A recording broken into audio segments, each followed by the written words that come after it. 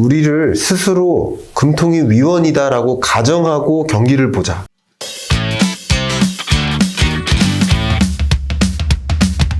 네, 안녕하세요. 시장을 해석하고 전문가들의 자산 배분 전략까지 들어보는 너네 자산운용, 오늘도 아주 귀한 분, 모시기 힘든 분을 직접 섭외를 했습니다. 한국경제산업연구원의 김광석 경제연구실장과 함께합니다. 어서 오십시오. 안녕하세요. 안녕하세요. 반갑습니다. 귀하다니요. 전화 한 통화로 불러놓고서. 아, 귀하죠. 그게 다 그냥 인맥으로 제가 부탁드리는 건데 지금 멀리까지 와주셔가지고 전화 한 통화하면 바로 오게 만드는 사나이. 아, 너무 감사합니다. 오셔가지고 너네 특히나 제가 더 감사하게 느끼는 건 오늘이 무슨 날입니까?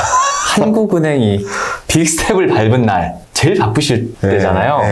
근데 와주셔가지고 제가 긴 시간 뺏지 않도록 바로 본론으로 넘어가 보도록 하겠습니다. 한 2시간 전에 한국은행이 빅스텝을 밟았습니다. 방송 사고인 줄 알았어요. 아, 막아떠서? 네, 막았어요. 그걸 시계를 확인하는 중이었습니다. 예상은 많이들 했잖아요. 빅스텝에 대해서. 근데 막상 하니까 우리도 이제 이렇게 할 수밖에 없겠구나라는 생각도 들고, 그리고 거기다가 이제 이후에 나왔던 기자회견 얘기들 나오면 지금 2.25까지 올라가 있는데 2.75, 3%까지 예상하는 것도 이상한 게 아니다라고 한국은행 총재가 얘기를 했어요. 우리나라의 기준금리 3%? 이거 어떻게 좀 보세요? 빅스텝은 어쩌면 기정사실이었다. 그랬죠. 저만 생각한 게 아니라 대부분의 이코노미스트들이, 웬만한 우리 유튜브 구독 많이 하시는 그런 독자분들도 정말 빅스텝 하겠다 이렇게 기대했었고, 그 기대를 이미 했었기 때문에 주가가 손실이 안 난 거예요. 오늘 하루만을 얘기하는 겁니다. 이 빅스텝 행보가 그냥 한국은행 역사 이래 최초거든. 처음 있는 일이에요. 그러니까 이것은 대대적인 긴축 행보 아니냐라고 생각을 하고, 그럼 그런 것들이 사실화되면 주가가 하락하는 거 아니냐 했지만 이미 그것이 반영되어 있는 시장의 형성. 그죠? 그러니까 빅스텝 행보가 놀랍지 않았던 일이고, 내가 예상했던 그 일 그대로 가겠네. 그리고 그 이후에도 계속 빅스텝 할 거 아닐까 이런 생각을 했지만 또 금통위 위원이 뭐라고 했습니까? 이제 그냥 0.25%포인트 정도만 베이비 스텝만 이제 해도 괜찮겠다라는 식으로 발언을 했어요. 그러니까 상대적으로 기대했던 긴축보다 완화된 느낌인 거죠.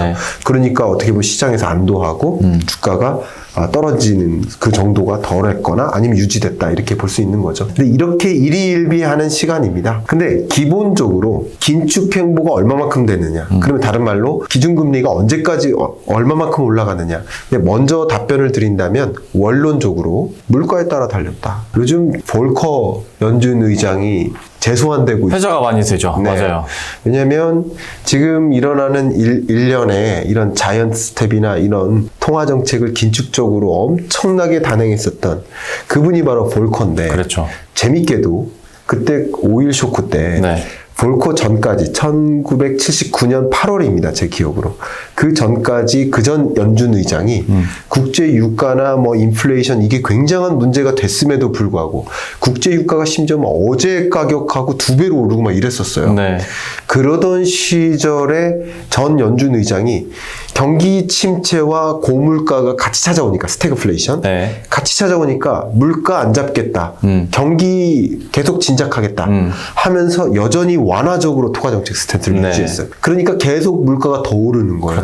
당시 연간 물가 상승률로 정말 역사상 이런 적이 있었나 할 만큼 굉장히 높은 수준으로 올라갔는데, 볼커가 기준금리를 얼마만큼 인상했냐면 20%. 미국 역사상 기준금리가 이렇게 높았던 적이 없습니다. 그때는 지금은 25bp, 50bp, 75bp 자이언트 스텝 얘기하지만 그때는 제가 알기로 4%포인트도 한 번에 올리기도 했었고 그랬었잖아요. 그 짧은 기간 안에 20%라는 기준금리를 만들려면 4%를 올리려만 했어요. 한 번에.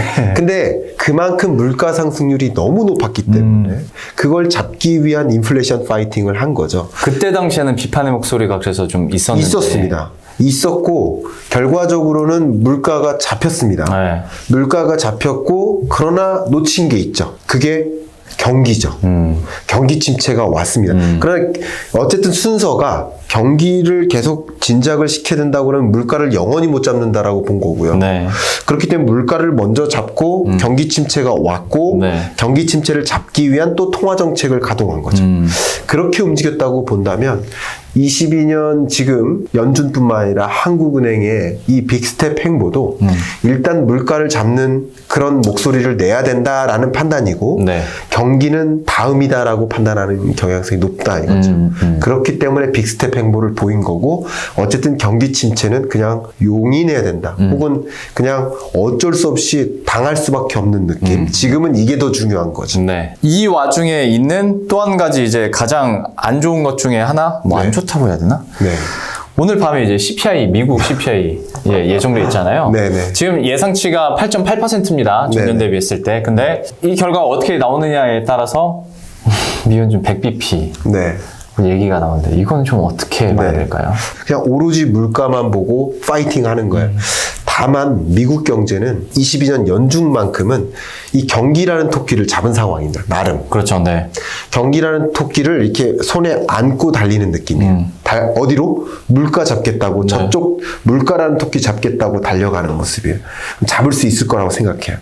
그러니까 물가 파이팅을 하는 거예요. 근데 우리나라는 아직 경기를 못 잡은 거예요. 그렇죠. 그럼요. 22년 이 하반기 경기가 말 그대로 침체 국면이고 연간 수준으로 2%가 안 될 것으로 기대하고 있기 때문에 네. 물가를 못 잡은 상황이기 때문에 미국처럼 행보를 보일 수가 없는 거예요. 네. 인플레이션 파이팅에 집중할 수가 없어요. 왜냐하면 자칫하면 경기를 2%마저도 밑도는 정말 위협스러운 상황입니다. 이 부분이 그러니까 한국은행 측에서 되게 고민일 것 같아요. 금리를 안 올리자니 뭔가 이미 미국과 우리나라 이제 금리 역전은 네. 계속 얘기가 되고 더 벌어질 일밖에 안 남은 것처럼 보이는데 네. 그러면 또 외국계 자금은 다 빠져나갈 테니까 네. 어떤 선택해야 될지 네. 금통위원이면 실장님은 어떠시겠어요? 저도 매번 말씀드리는데 네.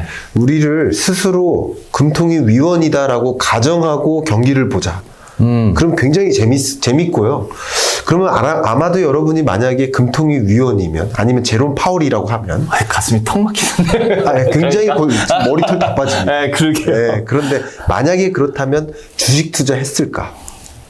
아유, 알고 있었으면 안 했지. 안 했죠. 이렇게 될 줄 알았나. 그렇기 때문에 우린 경기 판단을 연준 위원이 돼서 해보자라는 말씀을 드리는 거고요. 네네. 지금의 선택지는요, 네. 안 좋은 것밖에 없어요. 그렇죠. 이 여러 선택지 중에 금리 몇 % 올릴까 아니면 동결할까 여러 선택지들이 다 안 좋아요. 뭐가 덜 안 좋을까? 뭐 그 정도. 정답입니다. 안 좋은 것 중에 덜 안 좋은 것을 고르는 행위예요. 역시 외국인 자금 유출도 용인할 수밖에 없어요. 그러니까 미국의 긴축 행보보다 우리나라가 느릴 수밖에 없는 거예요. 네. 그러니까 많은 안 좋은 것들도 있는데 외국인 자금 유출 그래 있을 수 있어. 뭐 우리 금통위 위원이라고 주가 빠지는 현상이 좋을 수 있겠습니까? 그게 좋은 게 아니거든요. 그쵸, 우리나라 네. 경제 안 좋은 거거든요. 네. 그러나 자금 유출이나 뭐 주식 시장이 계속 안 좋은 그런 현상을 보더라도 어쨌든 지금은 물가 잡는 행위가 가장 중요하고 그렇다고 미국하고 같이 속도를 유지하자니 경기 침체 그렇죠. 이 두 가지가 가장 더 중요한. 근데 지금 주신 질문 굉장히 중요한 질문인데요. 지금 만약에 한국은행이 물가 잡겠다고 혹은 미국의 긴축 행보만큼 같이 유지해서 외국인 자금 유출을 막겠다. 그랬을 때 얻게 되는 게 그렇게 많지 않습니다. 왜 그러냐면 우리나라는 외국인 자금 유출에 따른 그 영향 가장 우리가 우려하는 게 여러분들은 외환위기 또 오는 거 아닙니까? 그렇죠. 그 외환위기는 기준금리 역전 현상이 있을 때 오는 게 아니거든요. 외환 보유고 상황이라든가 네. 우리나라가 의존하고 있는 외채가 있는데 단기 외채 의존도가 높다든가 그러면 이제 외환위기로 전이될 수 있는데 그렇죠. 지금은 다시는 외환위기 올 상황을 안 만들고 있어요. 그렇기 때문에 외환위기는 아닙니다. 그리고 또 한 가지는 그게 역전되는 순간 외국인 자금이 확 빠진다.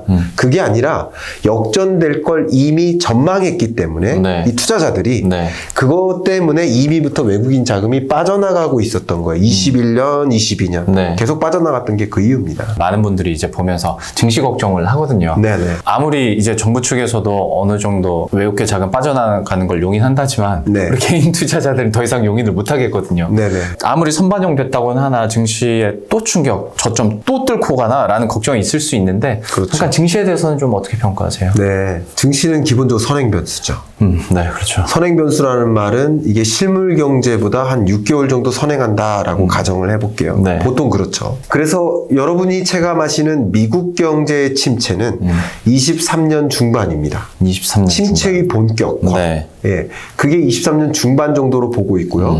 근데 말 그대로 이 기준금리의 고점에 달하는 지점이 23년 중반 정도로 보고 있습니다. 그럼 그로부터 6개월 정도 선행하니까 주가는 저는 22년 내내 안 좋다. 그래서 22년 연말까지 그렇게 좋지 못하다. 다만 여기서 시그널이 나올 텐데요. 그 시그널은 7, 8, 9월 동안 발표되는 미국 CPI에 달려있다.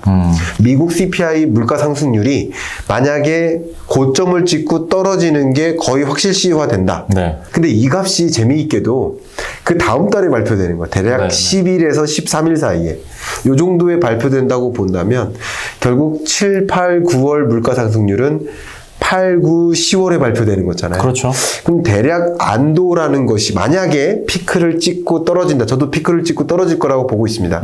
고물가 기조는 유지되나 물가 상승률이 피크를 찍고 아웃되는 현상은 7, 8, 9월 중에 나온다. 그럼 그 통계치를 받아드는 피크아웃 맞네라고 생각하는 그 기점이 8, 9, 10월이라는 거죠. 지금 추산컨대 9월 정도로 확률적으로 9월이라고 볼 수 있겠죠. 네. 그러니까 그런 지점에는 통화정책 스탠스가 이제 더 이상 이렇게 긴축적으로 가진 않아도 되겠네. 더 이상은. 그렇기 때문에 긴축의 속도가 좀 완화되는 흐름. 그 지점이 좀 변곡점에 해당된다고 볼 수 있고요. 다만 긴축 행보가 여전히 유지될 것이다.